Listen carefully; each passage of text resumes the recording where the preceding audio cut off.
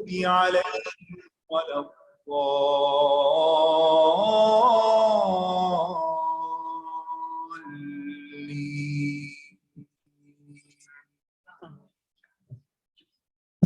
السلام علیکم ورحمۃ اللہ وبرکاتہ۔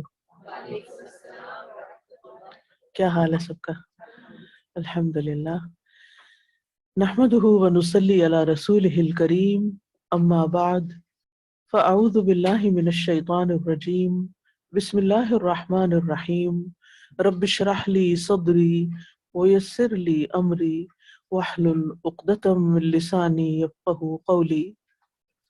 الحمد للہ المتصف بالجلال والکمال، المنزہ عن الانداد والاشباہ والامثال، قیوم لا ینام عزیز لا یرام، نحمدہ سبحانہ ان ہدانا للاسلام، احمدہ تبارک وتعالی حمد الشاکرین واثنى علیہ ثناء الذاکرین، لا الہ الا اللہ وحدہ لا شریک لہ الملک القدوس السلام۔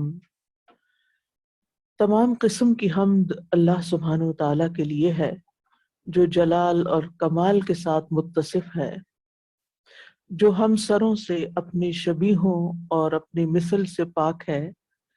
وہ قائم ذات ہے جو سوتا نہیں، وہ طاقتور ہے جس کو نقصان پہنچانے کے لیے اس کا قصد نہیں کیا جا سکتا۔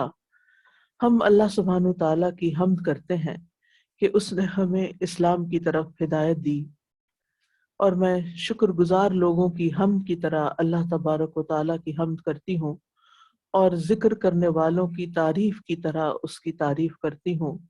اللہ کے سوا کوئی معبود برحق نہیں، وہ اکیلا ہے، اس کا کوئی شریک نہیں، وہ بادشاہ ہے، پاکیزہ مقدس ہے اور سلامتی دینے والا ہے۔ قل لئن اجتمعت الإنس والجن على أن يأتوا بمثل هذا القرآن لا يأتون بمثله ولو كان بعضهم لبعض ظهيرا۔ کہہ دیجئے اگر تمام انسان اور تمام جن اس بات پر جمع ہو جائیں کہ وہ اس قرآن کی مانند کچھ اور لے آئیں تو وہ اس جیسا نہ لا سکیں گے، اگرچہ ان میں سے بعض کے مددگار بن جائیں۔ کل ہم نے تیسرے باب میں تعلیم قرآن کے بارے میں پڑھا۔ تعلیم قرآن یہ ہے کہ الفاظ قرآن یا مطالب قرآن، یعنی قرآن کے الفاظ یا اس کے معنی طالب علم پر اس طرح واضح ہوں کہ اسے کوئی مشکل اور ابہام نہ رہے۔ تعلیم کا انداز ایسا دل نشین ہو کہ وہ طالب علم کی روح کے اندر اتر جائے اور عمر بھر اس سے مستفید ہوتا رہے۔ اس سلسلے میں یہ بات یاد رکھنی چاہیے کہ یہ ایک تسلیم شدہ حقیقت ہے کہ تمام انسان ایک جیسے نہیں ہوتے، نہ ان کی قابلیتیں ایک جیسی ہوتی، نہ ان کے مزاج ایک جیسے ہوتے ہیں، اور ہمارے کورسز میں تو عمر اور دیگر بھی بہت سے زبانوں کا بھی فرق ہے اور بیک گراؤنڈ کا بھی، تو بہت ساری ورائٹی ہے۔ لہٰذا استاد وہ ہونا چاہیے جو ان تمام باتوں کو سمجھتا ہو، یعنی سمجھدار اور ذہین لوگ ہی اس کی تعلیم دیں تاکہ وہ مختلف لوگوں کی ضروریات کو پورا کر سکیں۔ معلم قرآن ایک ہادی کی حیثیت رکھتا ہے۔ رسول اکرم صلی اللہ علیہ وسلم کا ارشاد ہے، تم میں سے بہترین آدمی وہ ہے جو قرآن سیکھتا ہے اور سکھاتا ہے۔ قرآن مجید کی تعلیم غور و فکر اور عمل پر مبنی ہونی چاہیے، یعنی اس میں یہ دو چیزیں خاص طور پر سکھانی چاہیے۔ ایک تو لوگوں کے اندر غور و فکر کی صلاحیت پیدا ہو، اسے اس پر ریفلیکٹ کر سکیں، اور دوسرا یہ ہے کہ عمل۔ ان دو چیزوں کے ساتھ ہی انسان صحیح معنوں میں قرآن مجید سے فائدہ اٹھا سکتا ہے۔ قرآن مجید کی فہم کی کوشش، تعلیم حاصل کرنے اور دینے کی کوشش فرض کے درجے پر ہونی چاہیے، جس کے لیے اگر تمام وسائل بھی لگانے پڑے تو اس سے گریز نہیں کرنا چاہیے. یہ ہماری پرائرٹی ہونی چاہیے. یعنی ہمارا مال جن چیزوں پر خرچ ہوتا ہے ان میں سے سب سے زیادہ ہم اپنے اوپر بھی اور اپنے بچوں پر بھی اور دیگر لوگوں پر بھی قرآن کی تعلیم میں استعمال کریں. کیونکہ اگر انسان کامیاب ہو جاتا ہے آخرت میں تو وَمَنْ زُحْزِحَ عَنِ النَّارِ وَأُدْخِلَ الْجَنَّةَ فَقَدْ فَازَ، جنت میں داخل ہو جاتا ہے اس ہدایت کے راستے پہ چل کے اور جہنم سے بچ جاتا ہے تو اس سے بڑا سودا کوئی نہیں. ان اللہ اشتری من المؤمنین اموالهم وانفسهم بان لهم الجنہ. تو جنت کے خریدار بننے کے لیے ضروری ہے کہ ہم اپنی صلاحیتیں، اپنی قابلیتیں، اپنے وسائل اور اپنا مال اس راستے میں لگانے والے ہوں. یعنی ہم اپنی دیگر ضروریات میں کمی کر لیں، کھانے پینے کو سادہ بنا لیں، سیر و تفریح کو کم کر لیں، ہم اپنے لباس میں سادگی اختیار کر لیں، لیکن تعلیم کے معاملے میں کمپرومائز نہ کریں کہ اس کام کے لیے ہمارے پاس پیسے نہیں ہیں یا ہم اس پر خرچ کریں گے تو ہمیں کیا ملے گا، ہمیں دنیا میں اس کا کوئی ریٹرن تو ملنے والا نہیں. یہ تو اصلا نیت ہی خراب ہے کہ اگر کوئی یہ سوچ کے پڑھے قرآن کہ مجھے دنیا میں اس سے کیا ملے گا. دنیا میں بھی سکون جیسی دولت جو ملتی ہے اور اللہ کی محبت اور ایک اطمینان اور رحمت اور برکت، وہ پیسوں سے نہیں خریدی جا سکتی. لہٰذا قرآن کا سیکھنا اور سکھانا اور اس کے لیے وسائل مہیا کرنا ہماری ترجیحات یعنی پرائرٹیز میں سے ہونا چاہیے. افسوس کے ساتھ کہنا پڑتا ہے کہ اس وقت مسلمان اپنے اس فریضے کو بھول چکے ہیں. وہ جو کہتے ہیں نا کہ طلب العلم فریضۃ علی کل مسلم، کہ وہ دنیا کے پیچھے تو بھاگ رہے ہیں اور اس کے لیے تو ساری ایفرٹس کر رہے ہیں، یا دنیا میں اپنے اسٹیٹس کو بڑھانے یا اپنے لائف سٹائل کو زیادہ لگزوریس بنانے کے لیے تو محنت ہو رہی ہے، لیکن اپنی آخرت کو بھولے ہوئے ہیں. اور زیادہ سے زیادہ لوگوں کو اس کی طرف متوجہ کریں کہ جہاں سے بھی ممکن ہو وہ، اور جس طریقے سے بھی ان کے لیے ممکن ہو، وہ اس کتاب کو سیکھنے کے لیے اپنے وسائل استعمال کریں. آج ہم پڑھیں گے صفحہ نمبر 66 سے ذوق و شوق سے قرآن کی تعلیم حاصل کرنے کے لیے اپنی صلاحیتیں وقف کرنا. تعلیم و قرآن کے آج الحمدللہ بے شمار حلقے، ادارے، زاویہ کارنر کو کہتے ہیں، یعنی ایسی جگہیں، اور معہد انسٹیٹیوٹ کو کہتے ہیں عربی میں، عربی لفظ یہاں استعمال ہوا ہے. کورسز اور منہج کی جمع منہج سلیبس کو کہتے ہیں. تراجم یعنی ٹرانسلیشنز آف قرآن اور تفاسیر، لیکچرز اور آڈیو ویڈیو وغیرہ کے ریسورسز موجود ہیں، اور ماشاءاللہ بہت سے خیر خواہ بھی ہیں. خواتین میں بھی یہ ذوق جاگ اٹھا ہے، وہ بھی قرآن کریم کو سیکھنے اور سمجھنے کا سچا جذبہ رکھتی ہیں. تقریباً 1 کروڑ سے زائد پاکستانی مسلمان روزانہ قرآن پاک سے مستفید ہوتے ہیں. قرآن کریم سیکھنے سمجھنے کی ایسی پیاس ہے جو کبھی بھی نہیں بجھتی، ایک خواہش ہے جو کم نہیں ہوتی. ہر ایک محسوس کرتا ہے کہ کچھ خلا ہے جو باقی رہ گئے. یعنی آپ عمر بھی لگا دیں اس کام میں تو کبھی آپ یہ نہیں کہہ سکتے کہ مجھے سب کچھ آ گیا ہے. جتنا بھی سیکھیں یہ علم کو ترقی دیتا ہے اور خود کو سمجھنے کے لیے مزید تڑپ پیدا کر دیتا ہے، مگر جہاں معلم کی بس ہو جاتی ہے وہاں یہ تڑپ بھی پڑ جاتی ہے. یعنی اگر معلم کے اندر ذوق و شوق نہ ہو تو پھر طالب علموں میں بھی نہیں ہوتا. اس کی وجہ کیا ہے؟ کیا علماء اس سے سیر ہو گئے ہیں؟ تو اصل ضرورت اس بات کی ہے کہ انسان آسان فہم اور سہولت کے ساتھ قرآن کی تعلیم کا اہتمام کیا جائے. قرآن فہمی کا تقاضا یہ ہے کہ اس کے متن یعنی ٹیکسٹ کے ہر لفظ کا معنی ورڈ ٹو ورڈ اور تقاضا معلوم ہو. مجھے نہیں معلوم کہ آپ لوگ مائنڈ میپس یوز کرتے ہیں یا نہیں کرتے ہیں نا. ان کا مقصد بھی کیا ہے؟ یعنی نمبر 1 یہ کہ سب سے پہلے ہم ہر لفظ کا ترجمہ جانیں، پھر چھوٹی چھوٹی فریزز میں ہم اس کو دیکھیں، پھر اس پر غور کریں کہ اس حصے کا مطلب کیا ہے. اور اس سے پہلے کہ آپ کا ٹیسٹ ہو اور اس سے پہلے کہ آپ کو کوئی اور سوال کرے، آپ اپنے آپ سے خود سوال کیا کریں کہ یہ جو لکھا ہوا ہے یہ اس کا کیا مطلب ہے، مجھے سمجھ آ گیا ہے. یعنی ہر روز اپنا ٹیسٹ خود کیا کریں. جیسے وہ شوگر پیشنٹس یا بلڈ پریشر کے مریض جو ہوتے ہیں وہ ہر روز اپنے ٹیسٹ خود کر رہے ہوتے ہیں تاکہ وہ ان کو مینٹین رکھ سکیں. تو اسی طرح اپنے علمی لیول، اپنے عمل کے، اپنے فہم، غور و فکر، کیونکہ دو چیزیں عام ہیں نا، ایک غور و فکر اور دوسرے عمل.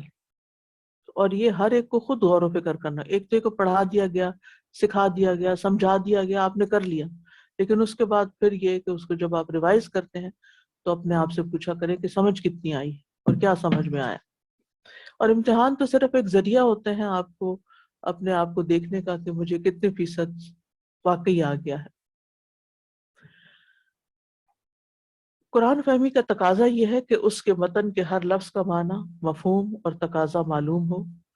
وہ صرف رواں ترجمے سے یا مختلف تھیری سے یا فضائل سے یا اس کے ظاہر و باطن کے مفاہیم سے یا اس کی صرفی نحوی تراکیب سے یا ایک ہی فکر، موضوع یا مذہب کو ثابت کرنے سے حاصل نہیں ہوتا.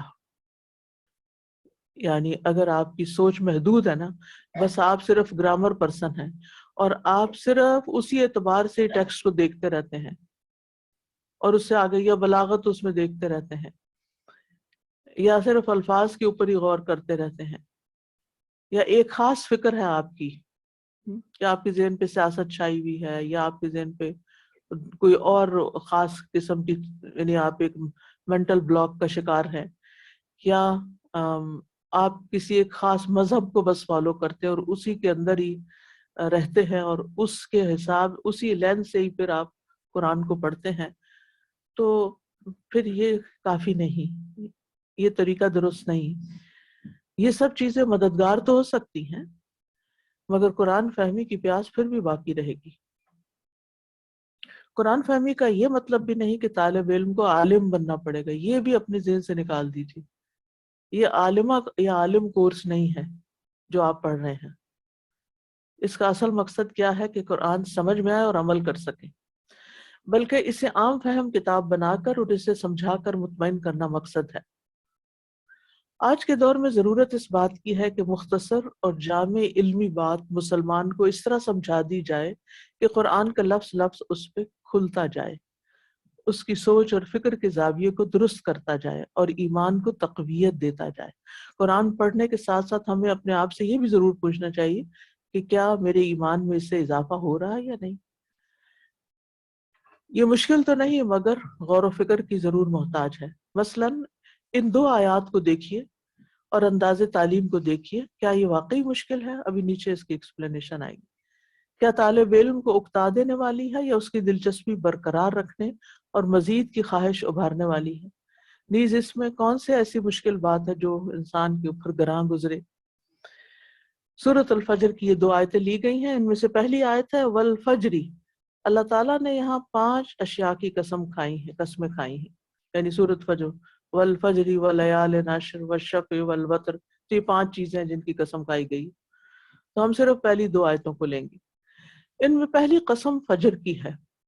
فجر اس پھٹنے والے نور یا روشنی کو کہتے ہیں جو طلوع شمس کے قریب مشرق کے افق پر، یعنی ہورائزن پر، ایسٹرن ہورائزن پر رات کے اندھیرے سے نکلتی. یعنی ڈارک نائٹ جب صبح میں بدلنے لگتی ہے تو ایسٹ کی سائڈ پر جو ہورائزن ہے اس پر آپ کو روشنی نظر آتی ہے. اس روشنی اور طلوع شمس کے درمیان 1 گھنٹہ 32 منٹ یا 1 گھنٹہ 17 منٹ کا فرق سال کے مختلف موسموں اور اوقات میں رہتا ہے. اسی لیے آپ دیکھیں کہ کبھی فجر اور اذان ہونے کے بعد فجر سورج نکلنے تک 1.5 گھنٹہ ہوتا ہے اور کبھی اس سے بھی تھوڑا کم ہوتا ہے. یہ ڈیپینڈ کرتا ہے کہ موسم کون سا ہے. پھر ہے فجر کاذب اور صادق میں فرق. ایک فجر ہوتی ہے لیکن اس کو فجر کاذب کہتے ہیں، اور ایک ہوتی ہے صادق. کاذب کا مطلب ہے جھوٹی، یعنی ابھی اصل فجر نہیں ہوئی، اور صادق کا مطلب ہے سچی. اس آیت میں فجر صادق مراد ہے. فجر صادق اور کاذب کے مابین فرق 3 صورتوں میں ہے، یعنی 3 چیزوں سے آپ کو فرق پتہ چلے گا.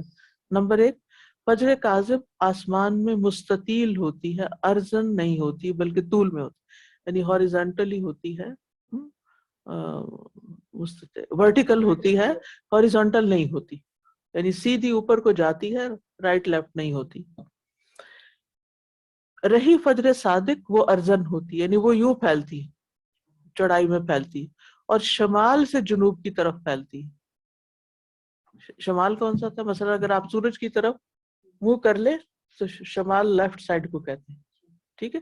یعنی سورج جدھر سے نکلتا ہے ادھر سے رائٹ کو جاتی، اس طرف نہیں جاتی. اگر آپ اس جو میں کہہ رہی ہوں اس کو تجربہ کرنا چاہیں تو صبح تہجد کے وقت اٹھ کے انتظار کریں، دیکھیں جب فجر داخل ہو رہی ہوتی ہے.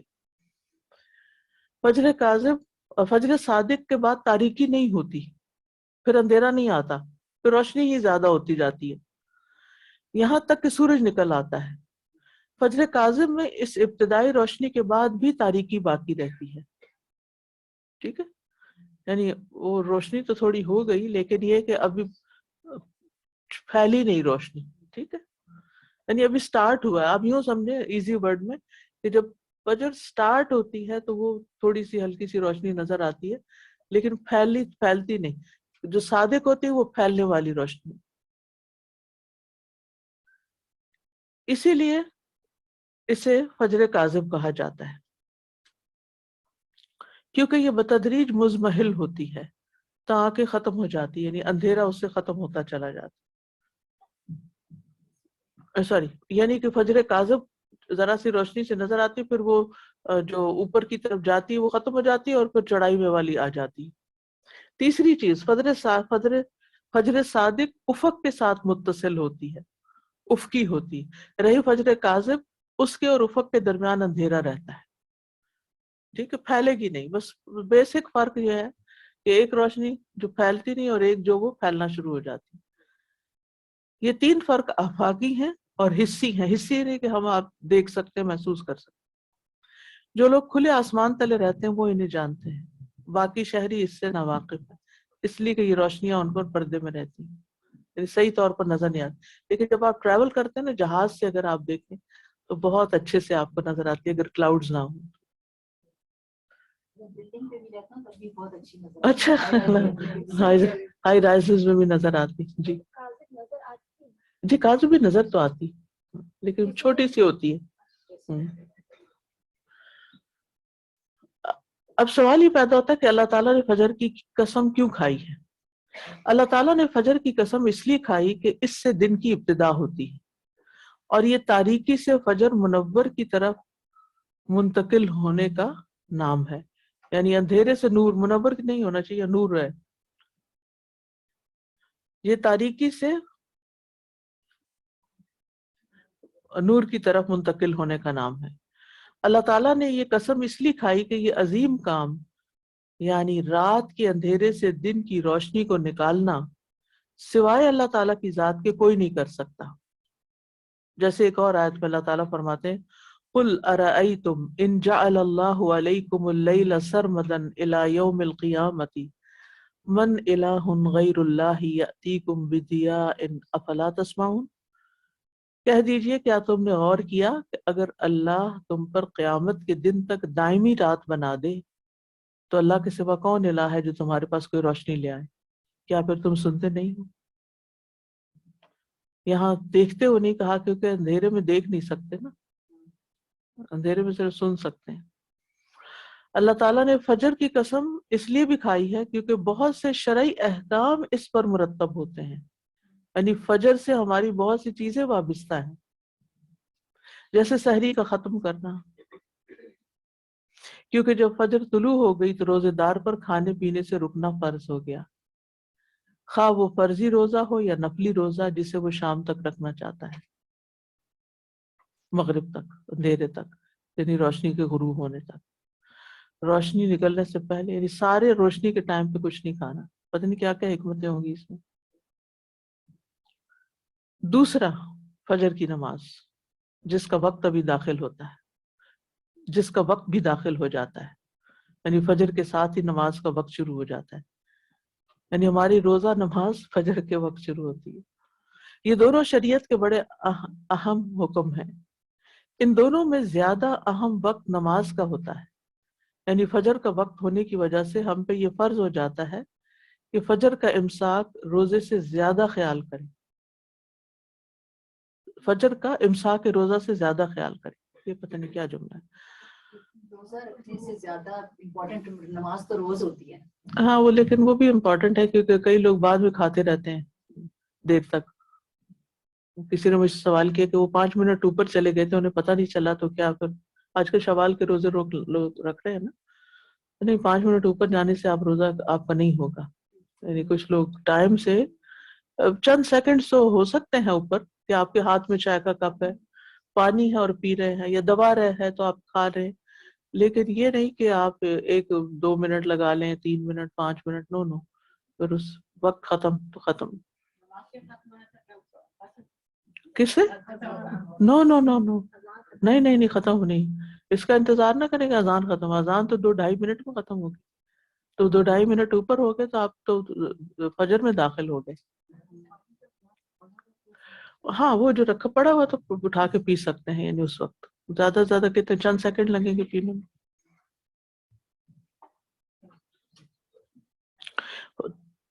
تو ہم پر یہ فرض ہو جاتا ہے کہ فجر کا امساک روزہ سے زیادہ خیال کریں، یعنی فجر کو نوٹ کریں کہ ہو گئی کہ نہیں.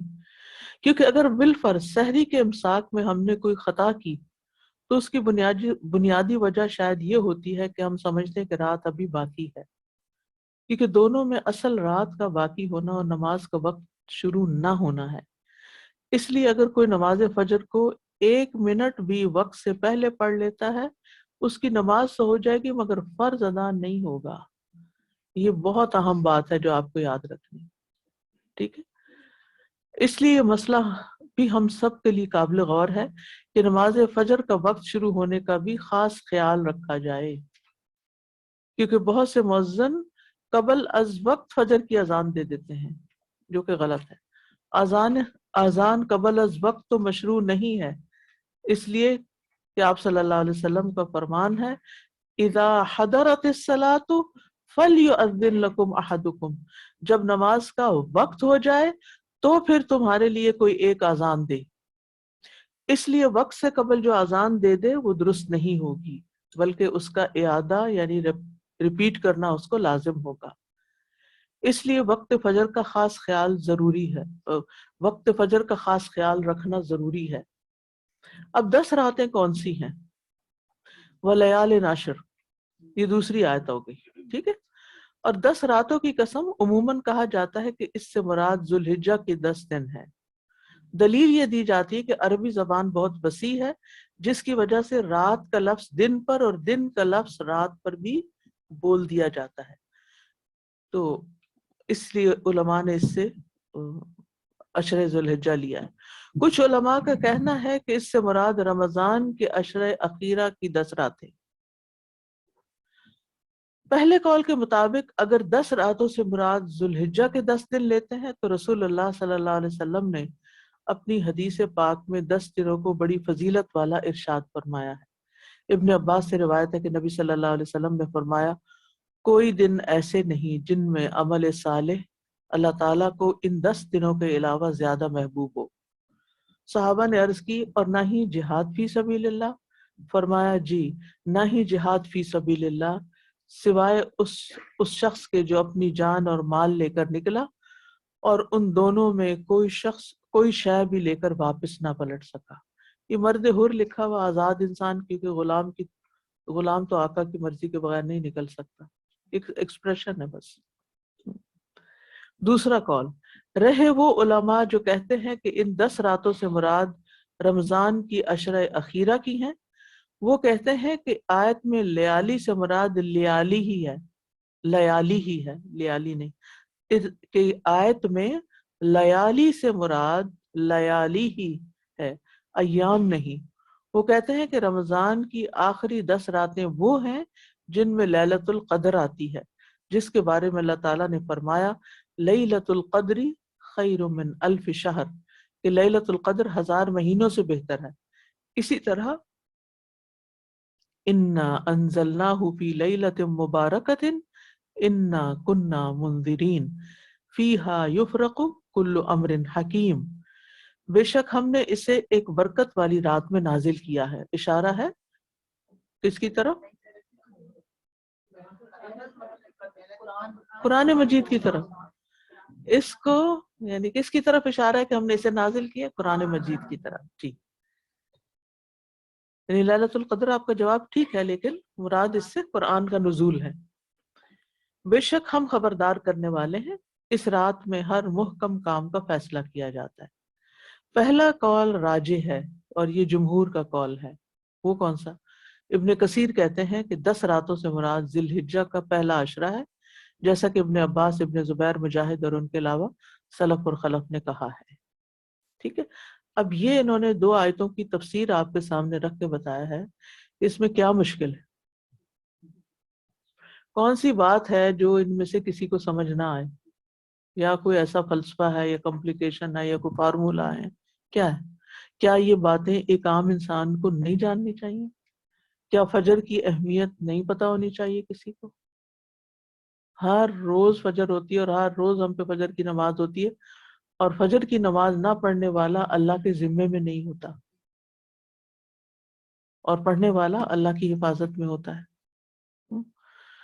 اور فجر کی جماعت میں حاضر نہ ہونے والوں کے لیے کتنی سخت وعید ہے کہ آپ نے فرمایا کہ میری جگہ کوئی اور نماز پڑھائے اور میں جاؤں اور لوگوں کے گھر جلا دوں کہ جو فجر کی نماز میں حاضر نہیں ہوئے. تو یہ میں یہ سوچتی ہوں کہ رمضان میں بھی تو لوگ کوئی نہ کوئی انتظام کر ہی لیتے ہیں نا مسجدوں میں جانے کا، لیکن رمضان کے بعد ہر چیز کیوں واپس پلٹ جاتی؟ ٹھیک ہے مسجدیں دور دور ہو سکتی ہیں، لیکن قریب قریب کسی گھر کو مصلی بنایا جا سکتا ہے، کسی پارکنگ لاٹ کو، کسی گراج کو، یعنی کوئی نہ کوئی حل، کوئی بیک یارڈ کو، کہ نیبرہڈ میں ایک اسٹریٹ کے لوگ ہی کم از کم اکٹھے ہو کے جماعت پڑھ لیں. اگر انسان واقعی اس کی اہمیت کو سمجھتا ہو تو، یا پھر یہ کہ گھر مسجدوں کے قریب لیے جائیں، ایسی جگہوں پر بنائے جائیں. لیکن تو اب اللہ تعالیٰ نے فجر کی قسم کھائی، قرآن مجید میں اللہ تعالیٰ نے جتنی چیزوں کی قسم کھائی ہے نا وہ بہت ہی امپورٹنٹ ہے، بڑی اہم ہے.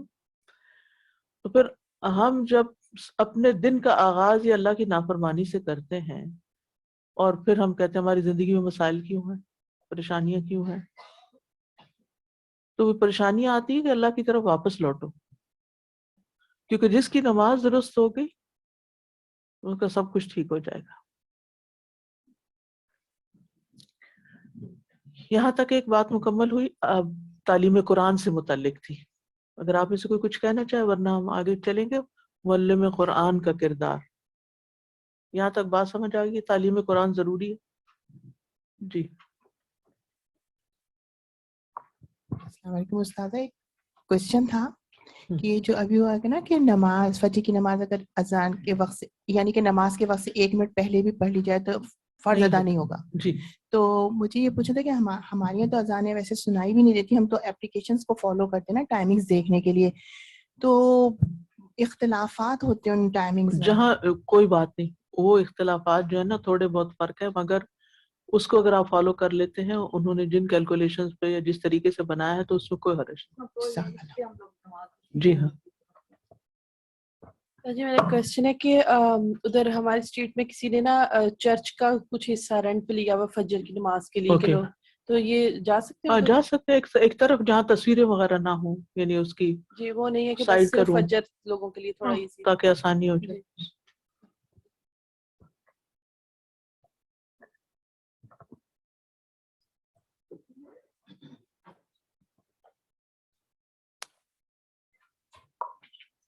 نماز پڑھوانے میں نا خاتون خانہ کا بہت اہم کردار ہے. وہ خود اٹھے گی اور سب سے پہلے اٹھے گی تو پھر سب کو جگائے گی. تو اگر ہم خواتین ہی سستی کر لیں تو پھر گھر کا ماحول نہیں بدل سکتا. پڑھنا خود نہیں عورتوں نے پڑھنا ہوتا تب بھی اٹھنا پڑتا ہے کہ بچوں کو پڑھائیں، بچوں کو پڑھوانا. بھیجیں.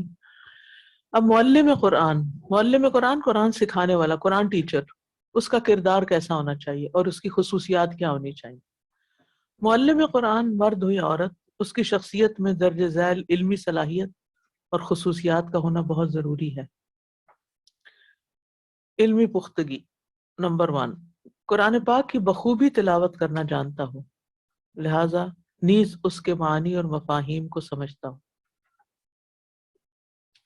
ٹھیک ہے، تلاوت بھی ٹھیک ہو، ترجمہ بھی آتا ہو، اخلاقی، عقلی، جسمانی طور پہ مضبوط ہو، وہ قرآن کے اخلاق سے مزین ہو، سنت پر عمل کا اہتمام کرنے والا ہو، وہ جسمانی اور عقلی اعتبار سے قوی ہو، کسی یعنی کہ ذہنی بیماری کا شکار نہ ہو یا اور ایسے کوئی مسائل نہ ہو، دانا، پختہ، صاف ستھرا، جمال والا ہو. جمال والا یعنی اپنے آپ کو صاف ستھرا رکھے، یعنی خوبصورتی کا بھی خیال کرے، کیونکہ اللہ کا کلام پڑھا رہا ہے. امام مالک تو حدیث پڑھاتے ہوئے بھی اس کا بہت اہتمام کرتے تھے، نئے کپڑے پہنتے، خوشبو لگاتے، اور پورے اہتمام کے ساتھ مجلس میں بیٹھتے، پورے ادب کے ساتھ، کیونکہ جو پڑھانے والا ہوتا ہے اگر اسی سے اسمیل آ رہی ہو اور اسی کے دانت گندے ہوں اور اس کا حال حلیہ بگڑا ہوا ہو تو لوگوں کے دلوں میں قرآن کی عظمت نہیں آتی. پھر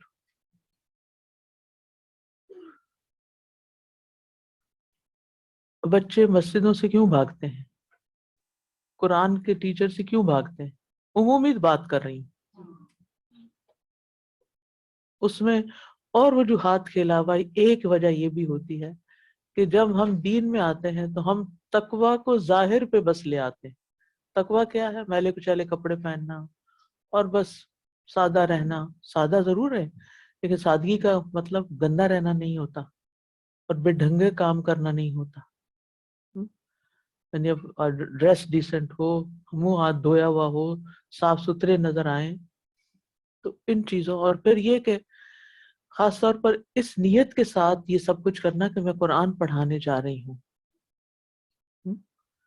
ٹھیک ہے، آپ کھانا پکانے جانے تو ضروری نہیں ہے کہ آپ کے سال میں جیسے بھی پکا لیں، تو وہ بھی نہیں ایسے کرنا چاہیے، کیونکہ اس وقت بھی ذہنی پراگندگی اور جسمانی تھکاوٹ کھانے کے ذائقے پہ اثر انداز ہوتی ہے.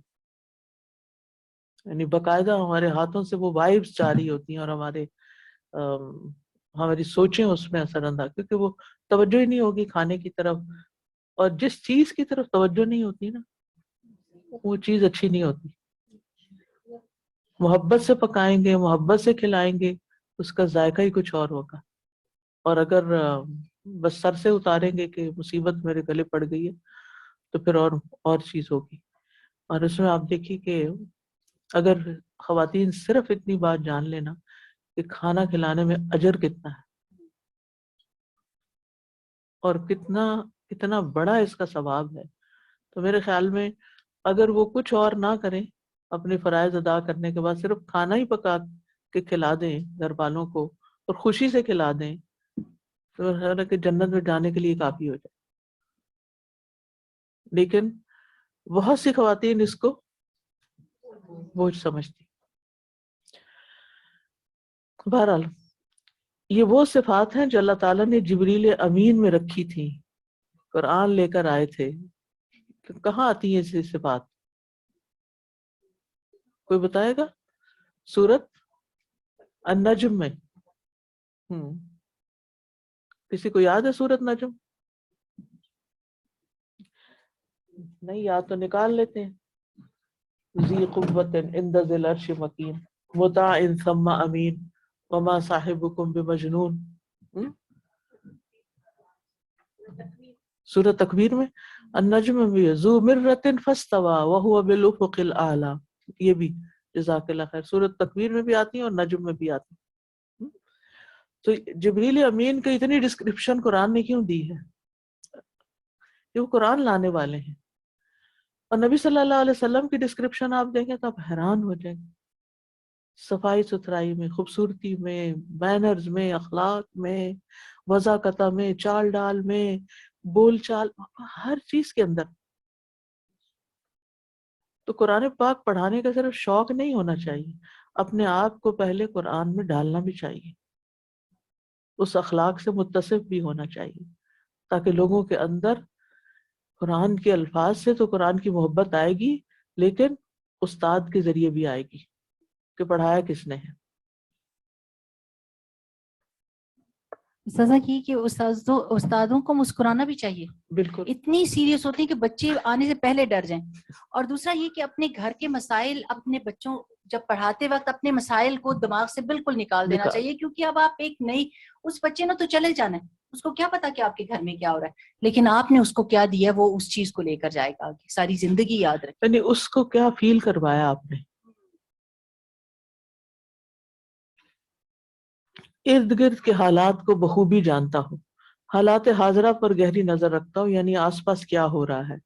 اور اس کا دائرہ کار مختلف بھی ہو سکتا ہے نا, یعنی دائرہ کار کیا ہے کہ جن بچوں کو پڑھا رہا ہے یا جن لوگوں کو پڑھا رہا ہے ان کے حال سے واقف ہو, وہ کس ماحول میں رہتے ہیں, ان کی کیا مجبوریاں ہوتی ہیں, وہ کس بیک گراؤنڈ سے آتے ہیں. جب تک یہ نہیں پتا ہوگا تو وہ کنیکٹ نہیں کر سکے گا ان کو, اچھا استاد نہیں ہو سکتا. یعنی اپنے آپ کو اسٹوڈنٹس کے لیے اویلیبل رکھے کہ وہ اگر اس سے کچھ پوچھنا چاہتے ہیں یا کچھ جاننا چاہتے ہیں یا ان کے کچھ مسائل ہیں. یعنی یہ کوئی عام جابس کی طرح جاب نہیں ہے کہ جس میں آپ جائیں اور اپنے کام سے کام رکھیں اور بس نکل جائیں اور آپ کو کسی سے کوئی دلچسپی نہ ہو. یہ نہیں ہو سکتا. اور اس کے لیے میرا خیال ہے کہ کلاس روم کے انوائرمنٹ کے علاوہ بھی کہیں نہ کہیں اسٹوڈنٹس کے ساتھ اکٹھا ہونا چاہیے. آپ لوگوں نے تو عید پارٹی پہلے ہی کر لی میرے آنے سے, ورنہ میری بڑی خواہش تھی. نہیں سچ, میں نے جب پڑھا گروپ میں تو مجھے افسوس ہوا, میں نے کہا کہ اتنا بھی انتظار نہیں کیا. تو بہرحال لیکن پکنک ایک ضرور ہونی چاہیے. ہاں پکنک ہونی چاہیے. اب آپ کا ہوگا مجھے تو نہیں پتا اس کا. اچھا اس کی وجہ یہ ہے کہ کلاس روم میں اتنا ٹائم نہیں ہوتا ایک دوسرے کو جاننے کا. ہر ایک کو جلدی ہوتی ہے اور ہونی بھی چاہیے, ظاہر ہے گھر چھوڑے ہوئے ہوتے ہیں. لیکن جب تک آپ کو اسٹوڈنٹس کے حالات نہیں پتا نا, تو آپ قرآن کے ذریعے ان کی صحیح رہنمائی نہیں کر سکتے, وہ قرآن کو ریلیٹ نہیں کر سکتے. پھر اسی طرح جس شہر میں رہتے ہیں, جس ملک میں رہتے ہیں, اس کی بھی خیر خبر کچھ نہ کچھ ہونی چاہیے. کہ آج سے مسیساگا الگ سٹی بن رہا ہے, تو پھر اسی طرح قرآن کے سے متعصب یا دین سے جو متعصب لوگ ہیں, ان کی تحریروں پر بھی کچھ نہ کچھ نظر ہو. مذہبی عصبیت سے پاک ہو, یہ بڑا اہم ہے. یعنی یہ حنفی ہے باعث نہ ہو, یہ حنفی ہے, یہ شافی ہے, یہ شیعہ ہے, یہ فلاں ہے, یہ فلاں. قرآن فار آل. کوئی ایون اگر آپ کے پاس نان مسلم بھی آنا چاہتا ہے تو موسٹ ویلکم, آپ روک نہیں سکتے. یعنی قرآن کی تعلیم سب کے لیے. دینی حمیت والا ہو, یعنی ٹھیک ہے سب کو ایکسپٹ کرے لیکن اپنے دین کو کمپرومائز نہ کرے, ورنہ اپنے مذہب کی مدد اور نصرت کو آیات میں تلاش کرتا پھرے گا. یعنی میرا جو مذہب سیکٹ ہے خاص طور پہ, تو وہ کہاں سے پروو کر سکتا ہوں, وہ اس کے پیچھے لگا رہے گا اور حق کو الٹی طرف پھیر دے گا. پھر سیرت رسول اور صحابہ کا علم بھی رکھتا ہو, اسی لیے آپ کو سیرت پڑھائی جاتی ہے یا صحابہ کے بارے میں بھی بتایا جاتا ہے. اسے معلوم ہو کہ ان کے دین اور دنیا کے بارے میں خیالات, نظریات اور اعمال کیا تھے. یعنی صحابہ کس طرح کے لوگ تھے, انہوں نے اپنی دینی اور دنیاوی معاملات میں ان کا تصرف کس طرح کیا, یعنی ان کا لائف سٹائل کیا تھا. پھر بردبار اور باوقار ہو, معلم خود حلیم الطبع اور باوقار ہو. یعنی چھوٹی چھوٹی باتوں پہ غصے میں آنے والا اور ڈانٹ ڈپٹ کرنے والا اور آپے سے باہر ہونے والا یا ریجڈ اس طرح کا نہ ہو. قرآنی تعلیم میں اس کی شخصیت ایک نمونہ بنے اور اعتماد کے ساتھ قرآنی احکام پر عمل کرے. طلبہ کا خیر خواہ ہو,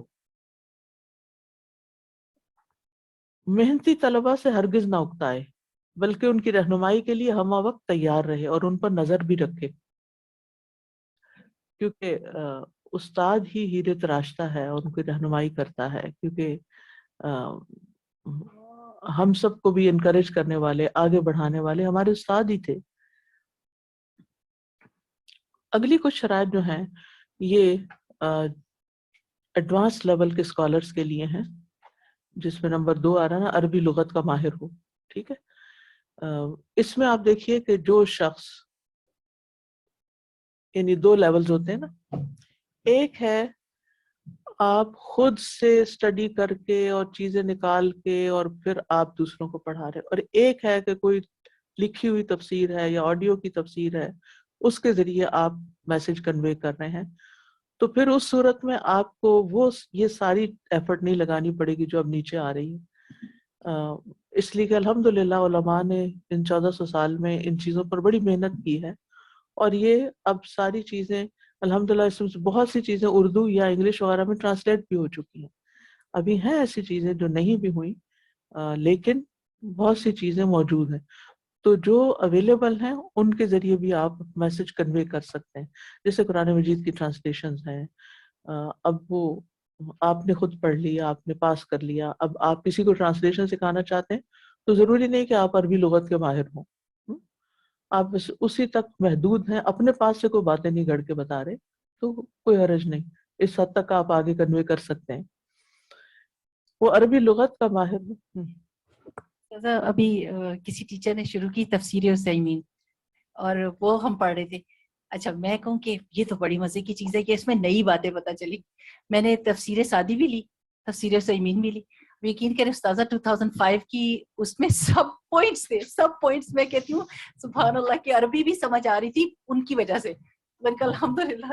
الحمدللہ. جب 2005 میں آئی تھی تو عمرہ کرتے ہوئے آئی تھی، یعنی عمرہ کر کے پھر آئی تھی، تو مجھے اس تفسیر کا پتہ چلا. اس وقت یہ چھپی نہیں تھی تو لیکن مجھے شوق تھا. آپ یقین کریں کہ میں نے جب خریدنا شروع کی آڈیوز تو اس وقت کیسٹ ہوتی تھی، وہ جو بلیک بیگ نہیں ہوتا وہ آدھے سے زیادہ صرف کیسٹس کا بھر گیا. جتنے پاروں کی مجھے ملی میں نے جو مجھے ملا میں نے خرید پھر اس کو بکسا بھر کے میں یہاں لے آئی، اور پھر ہر سبق سے پہلے میں نے ان کو سنا کہ یہ یعنی اس سے باقاعدہ دوبارہ، حالانکہ میں کئی دفعہ پڑھا چکی تھی لیکن وہ سارا میں نے پھر سے سیکھا. اور پھر اس کے بعد یہ تھا کہ الحمدللہ کتاب بھی چھپ گئی ہے، اور اب تو بہت کچھ اویلیبل ہے. اب تو اویلیبل ہے اور نیٹ پہ اویلیبل ہے. اب تو آج کل میں کیا کرتی ہوں، تدبر و عمل میں جب مجھے پڑھانا ہوتا ہے تو میں ڈفرینٹ اسکالرس کو سنتی ہوں آیات کو، تو میں پھر وہ بس اتنی آیت یوٹیوب پہ ٹائپ کرتی ہوں، ٹائپ بھی نہیں کرتی، سیری سے بول کے عربک میں بولیں تو وہ نکال دیتی، اور اس میں آپ ڈفرینٹ لوگ آ جاتے ہیں. پھر تو وہ ہر ایک کا اپنا ایک نقطہ ہوتا ہے، پھر وہ چیزیں جمع کر کے آپ ان کو بھی ساتھ جوڑ لیتے ہیں. تو ایک اپنا ذہن، استاد کا اپنا ذہن کھلا ہونا چاہیے، اس کو بات پوری سمجھ آئی ہونی چاہیے. اگر آپ کو خود سمجھ آ گئی ہے پھر آپ دوسرے کو سمجھا سکتے ہیں، پھر آپ دوسرے کو سکھا سکتے ہیں.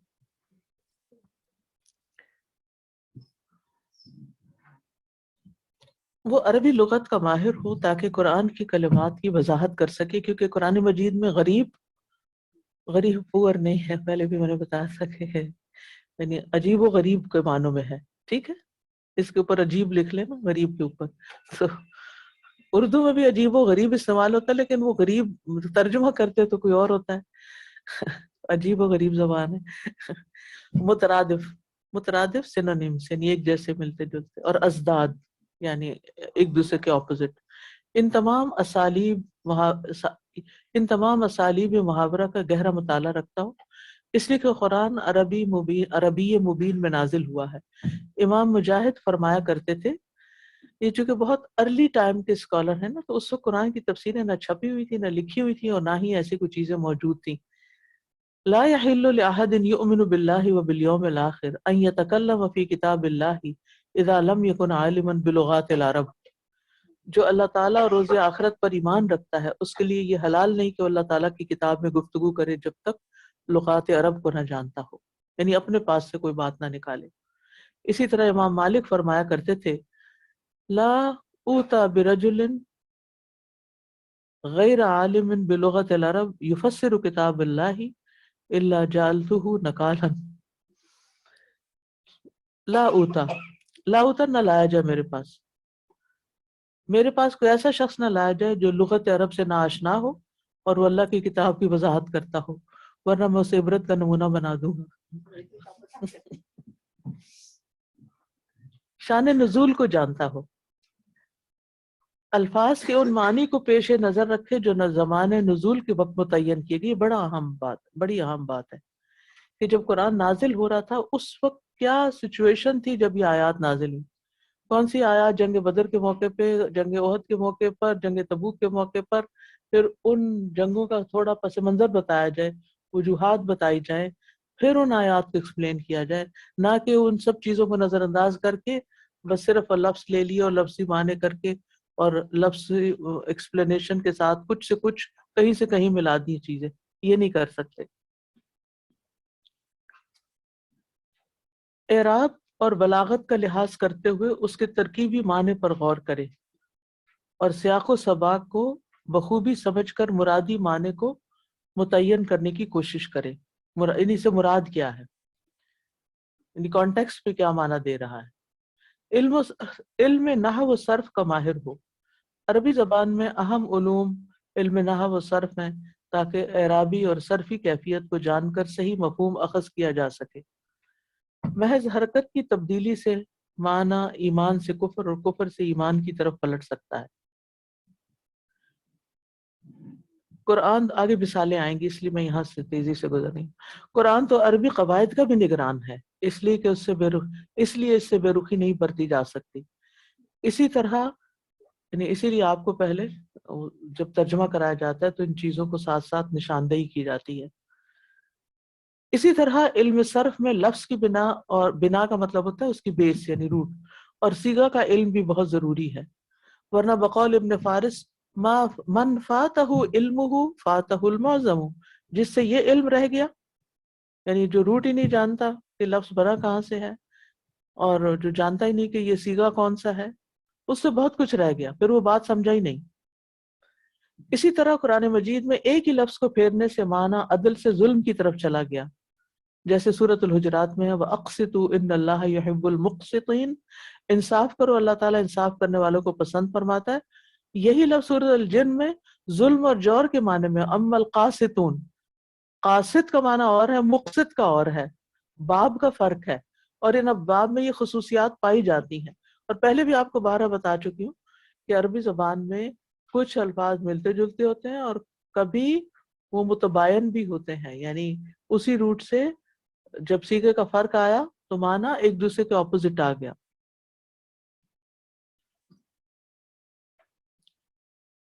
وَأَمَّا الْقَاسِطُونَ فَكَانُوا لِجَهَنَّمَ حَطَبًا، رہے ظالم تو وہ جہنم کا ایندھن بنے گا. اس علم سے لا علمی بڑی خطا کا ارتکاب بھی کروا دیتی ہے، جیسے اس آیت میں یوم ندعو کل اناس بامامہم. اس میں لفظ امام کا واحد کسی معلم نے ماں کر لیا کہ لوگ قیامت کے دن اپنے ماؤں کے نام سے پکارے جائیں گے تاکہ ولد الزنا اس روز رسوا نہ ہو. یعنی امامہم کو امہم پڑھ لیا. اب اس مفسر کو کون بتائے کہ کی جمع امہات ہوتی ہے اور امام کی ائمہ ہوتی ہے، یعنی یہ تو ٹیکنیکلی بھی یہ نہیں بنتا معنی. لفظ کے مشتقات کو جاننا. نمبر 4، علم الاشتقاق کا بھی علم بھی معلم کے لیے انتہائی ضروری ہے. جب کوئی اسم دو مختلف مادوں سے ظاہر ہوتا ہے، جب کوئی اسم دو مختلف مادوں سے ہو تو ظاہر ہے اس کا معنی بھی مختلف ہوگا. جیسے لفظ مسیح کہ اگر وہ سیاحت سے ہو تو معنی اور ہوگا، مساحہ سے ہو تو اور ہوگا. سیاحت سے ہو تو گھومنے پھرنے والا، اور مساحہ سے تو عیسیٰ علیہ السلام پہ دونوں ہی پورے آتے تھے. اور مسیح دجال بھی ہے، وہ بھی یہی دو کام کرے گا. بنیادی کتب کا مطالعہ کر چکا ہو. نمبر 5، معلم کو تعلیم قرآن کے لیے اپنے پیش نظر لغات میں ابن درید کی الجمہرہ فی اللغہ، جوہری کی الصحاح، ابو منصور کی تہذیب اللغہ، ابن قتیبہ کی غریبہ القرآن والحدیث، ابن فارس کی معجم مقاییس اللغہ، راغب اصفہانی کی مفردات جیسی بنیادی کتب کا مطالعہ کرنا چاہیے. اس میں آپ دیکھیں صحاح اور مفردات اردو ترجمے کے ساتھ بھی ہیں، باقی نیٹ پہ اویلیبل ہے. ابن فارس کی اب انگلش ترجمے کے ساتھ بھی چیز مل جاتی ہے کچھ، اور لسان العرب تو خیر عربی میں ہے لیکن وہ کون سی ہے جو انگلش کے ساتھ. ایک عربک انگلش ڈکشنری ہے, یہ ہے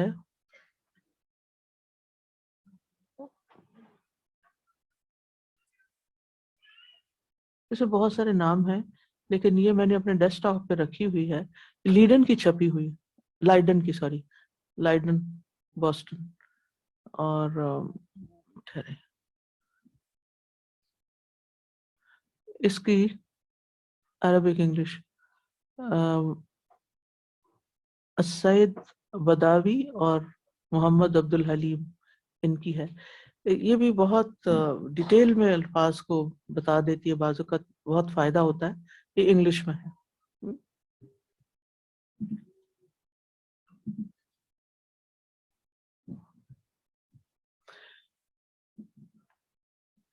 اب الحمدللہ جیسے قرآن.com ہے, قرآن کارپس ہے, ان پر بھی اگر آپ جائیں, بعض تراجم, بعض اپلیکیشن قرآن لنک, آپ کے پاس ہے قرآن لنک ایپ؟ نہیں ہے ایپ, یہ ایپ آپ کے پاس ضرور ہونی چاہیے, قرآن لنک. میں کوشش کروں کہ آج میں کمیونٹیز میں اس کو لنک بھیج دوں. آپ ہیں کمیونٹی میں جس میں اپنی چیزیں پوسٹ کرتی ہوں ڈیلی؟ نہیں ہے؟ اچھا, ان کا مجھے وہ گروپ دے دیں تو میں کوشش کرتی ہوں. اب میرے تو فل ہیں خیر, لیکن آپ لوگ فارورڈ نہیں کرتے؟ کوئی ایک ذمہ لے لے جو میرے, ہاں, جیسے علوم القرآن کے جو پوائنٹس میں نوٹس آتے ہیں, مائنڈ میپس کے علاوہ ساری چیزیں نہیں نہ جاتی. ریفلیکشنز آتے ہیں ڈیلی میرے پاس لوگوں کے, آل اوور دا ورلڈ لوگ سن رہے ہوتے ہیں, اور الحمدللہ کئی لوگ تو اتنے جس میں کام کی بات بتاتے ہیں, اگر آپ لوگ صرف اتنا پڑھ لیں نا تو آپ کو تازہ ہو جائے کہ یہ کیا کہا گیا ہے. تو آئی ڈونٹ نو کہ آپ میں سے کون ہے جی.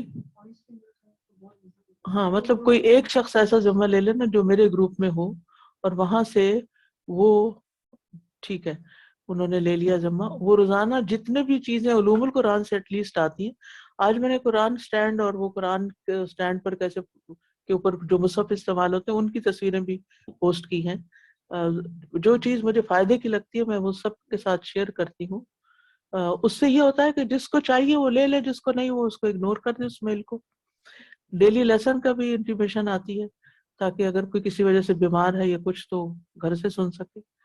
تو کنیکٹڈ رہنے سے بہت سے فائدے ہوتے ہیں, خیر کی باتیں شیئر ہوتی ہیں, اور صرف 2-4 منٹ لگتے ہیں ان گروپس کو سکرول کرنے میں. جو چیز آپ کے فائدے کی لے لیں, جو نہیں ہے اس کو چھوڑ دیں. لیکن کنیکٹڈ رہنے سے آپ کا علم میں اضافہ ہوتا ہے, فائدہ ہوتا ہے. تو میں اس میں انشاءاللہ پوسٹ کر دوں گی, پھر آگے آپ پوسٹ کر دیجیے قرآن لنک. قرآن لنک مجھے اس لیے پسند ہے کہ جس لفظ یعنی تلاوت کرتے ہوئے کسی لفظ کا مطلب میں جب یاد نہیں رہتا, ابھی تک میرے ساتھ ایسا ہوتا ہے, الجھ بھی جاتی ہوں اور یاد بھی نہیں رہتا, بس اس لفظ پہ ٹچ کرنا تھا, نیچے انگلش کے معنی آ جاتے ہیں, پھر اس کے نیچے تفسیروں کے لنک بھی ہیں ادھر, یعنی اگر زیادہ سرچ پہ جانا ہے تو آگے چلے جائیں.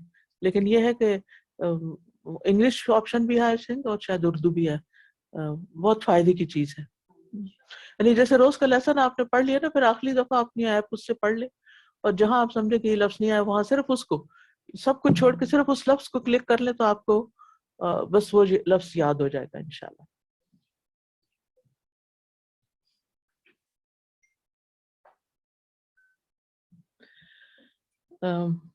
لغت اور محاورات عرب سے تو صحابہ رسول بھی مستفید ہوتے رہے. ابن عباس فرماتے ہیں, الشعر دیوان العرب فاذا تعاجم علینا شیء من القرآن رجعنا الیہ. شاعری تو عربوں کا دیوان ہے, یعنی ہسٹری ہے. جب ہم پر کوئی قرآنی لفظ مشکل ہو جاتا ہے تو ہم اسی شاعری کی طرف بھی حل کے لیے پلٹتے ہیں. یعنی عربوں کے شعر سے, جیسے کل بھی ایک شعر بتا کے بتایا تھا نا کہ تنقص کا معنی کیا ہے, تخوف کا معنی کیا ہے, تنقص. بہرحال لغت یا محاورہ عرب سے جو بھی تعلیم دے اس پر بار بار نظر ثانی کرے کہ آیا یہ مفہوم اور وضاحت رسول کریم صلی اللہ علیہ وسلم کی سیرت اور رہنمائی کے مطابق ہے, کیا کہیں آپ کے اقوال, افعال اور تفسیر صحابہ کے منافی تو نہیں. نیز اجتماعی قواعد اور تاریخی حقائق سے یہ تفسیر کس حد تک مناسبت رکھتی ہے. پھر قرآن کے علوم سے واقف ہو، نمبر 6، یعنی علوم قرآن جو آپ پڑھ رہے ہیں نا، قرآن کریم کا، تاکہ صحیح ادراک کر سکے، ورنہ ذلت اور گمراہی اس کا مقدر ہوگی۔ علم القراءت میں کیفیت نطق اور قراءت کی مختلف وجوہ کا علم ہوتا ہے، کیونکہ حرکات کی تبدیلی سے معنی مختلف ہو جاتا ہے۔ ناسخ و منسوخ اور قصص کا علم بھی رکھتا ہوں۔ اسباب نزول میں سبب نزول، الناسخ والمنسوخ اور علم القصص بھی اہمیت کے حامل ہیں۔ علم القصص سے بھی واقف ہو، یعنی مختلف مقامات پر ایک ہی واقعہ اگر کہیں اجمال میں بیان ہوا ہے تو دوسرے مقام پر اسے تفصیل سے بیان کر دیا گیا، اس طرح اس کا فہم متعین ہو جاتا ہے۔ جلیل القدر ائمہ مجتہدین کے بھی استدلال ہے۔ یہ جو اب میں نے قصص القرآن ریسنٹلی پڑھا ہے نا، تو اس میں میں نے یہی کیا ہے کہ جیسے آدم علیہ السلام کے قصے کو جو سورۃ البقرہ میں بیس کیا ہے، اور پھر قرآن مجید میں جہاں جہاں یہ آیا ہے، جس آیت سے متعلق ریلیٹڈ جو بھی آیتیں، وہ ساری اس کے ساتھ جمع کر دی جائیں۔ پھر طلبہ کو ذہنی طور پر بیدار رکھنا، یہ بھی استاد کا کام ہے، بیچ بیچ میں سوال کر کے، اور جو لوگ آڈیو سے پڑھتے ہیں ان کو بیچ میں لازماً روک دینا چاہیے جب بھی، اور اسٹوڈنٹس کے چہرے کو دیکھنا چاہیے، اور ساتھ ساتھ کچھ ایکسپریشن بھی دینے چاہیے تاکہ ان کو بالکل یہ نہ لگے کہ وہ صرف کھویا ہوا یا سویا ہوا ہے استاد وہاں بیٹھے یا اٹھ کے کہیں ادھر ادھر نکل گیا، بلکہ بیچ میں جہاں دیکھے کہ یہ تھکے تھکے لگ رہے ہیں وہاں روک کے سوال جواب شروع کر دے تاکہ ذہنی طور پر انسان بیدار رہے۔ معلم کبھی کبھی اپنے طلبہ سے عبارات یا الفاظ کے معنی اور مفاہیم کے متعلق بھی سوال کرے، انہیں قرآنی عبارت کی روشنی میں کوئی تحقیقی کام دے، جو پڑھائے اس پر طلبہ سے کھل کر بحث کرے اور ان کے خیالات و افکار سنے، ان کا تحریری امتحان لے۔ ٹھیک ہے، یہ ہوتا ہے آپ کے ساتھ طلبہ کے لیے کہ علم سے بھی استفادہ کرے۔ یہ استاد کی بڑی اہم خوبی ہے کہ وہ اسٹوڈنٹس جو سیکھتے ہیں یا جو نالج رکھتے ہیں اس کو کبھی ڈسکریج نہ کرے ان کے پاس، کیونکہ ہر ایک کے پاس ہر چیز کا علم نہیں ہوتا، اور جب اسٹوڈنٹس کی ورائٹی ہو تو ان کے پاس اپنے اپنے فیلڈ کا ایسا علم ہوتا ہے جو قرآن سمجھنے میں مدد دیتا ہے، تو ان کو انکریج کرے۔ طلبہ کے پاس جدید معلومات کا جو خزانہ ہے اس سے بھی استفادہ کرے، خاص طور پر ہماری جو ینگر جنریشن ہے وہ تو ہم سے بھی دنیا بھر کے علوم میں سوشل میڈیا کی وجہ سے بہت آگے جا رہی ہے۔ کتب، تحقیقی مقالہ جات، اخبارات اور انٹرنیٹ میں آئے دن عجیب و غریب تحقیق شدہ خبریں آتی ہیں، غیر تحقیق نہیں، تحقیق شدہ، ان سب کی معلومات جمع کر کے اپنے علم میں مزید اضافہ کرے۔ آیت سے کوئی سنہری اصول نکلتا تو اس سے طلبہ کو آگاہ کرے۔ قرآنی آیات سے بھی اچھی طرح واقف ہو، نئے حوادث اور واقعات پر تبصرہ کرتے وقت قرآنی آیات کا خوب استعمال کرے تاکہ طلبہ کے دماغ میں قرآنی مفہوم گڑ جائے اور اسے ایک زندہ و تابندہ کتاب سمجھیں، یعنی جس سے ان کی زندگی میں آسانی ہو۔ ابھی یہ کافی چیزیں رہتی ہیں اور وقت ختم ہو چکا ہے، آج یہیں پر ہی ہم ختم کرتے ہیں۔ I'm so sorry کہ میں اس سے زیادہ تیز جا نہیں سکتی کیونکہ پھر باتیں سمجھ نہیں آئیں گی آپ کو، تو پھر اللہ کے حوالے کرتے ہیں جب بھی ختم ہو جائے۔ سبحانک اللہم و بحمدک اشہد ان لا الہ الا انت استغفرک و اتوب الیک۔ غور سے آیت سنیے۔ یا ایہا الناس قد جاءکم برہان من ربکم وانزلنا الیکم نورا مبینا فأما الذين آمنوا بالله واعتصموا به فسيدخلهم في رحمة منه وفضل ويهديهم إليه صراطا مستقيما۔ کیا سمجھ میں ہے؟ کیا سمجھ میں ہے؟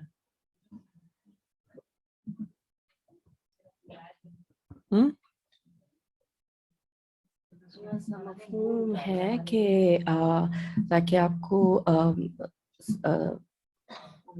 ہدایت کو مضبوطی سے پکڑ لیں تاکہ آپ صراط مستقیم پر چلیں اور آپ کو بہترین جگہ بتا۔ اب جتنے دن سے میں پڑھا رہی ہوں اور یہ آیت لگ رہی ہے، اگر آپ غور سے سنتے تو اس وقت سب کے ہاتھ کھڑے ہوتے.